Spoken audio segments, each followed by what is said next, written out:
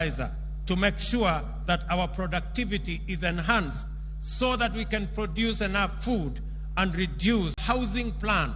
which we have rolled out quest to ensure that we have 200,000 houses built around the country, both social and affordable houses, so that the people of Kenya can not only have access to jobs, we can grow our enterprises, and we can ensure that the 6.5 million Kenyans who today live in informal settlements have become home owners.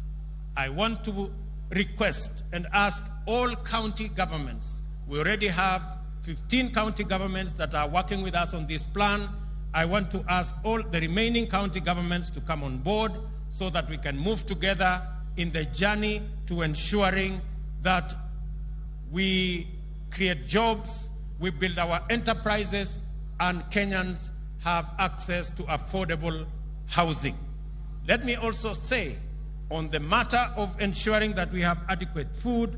our fourth item is to ensure that we transit from rain-fed agriculture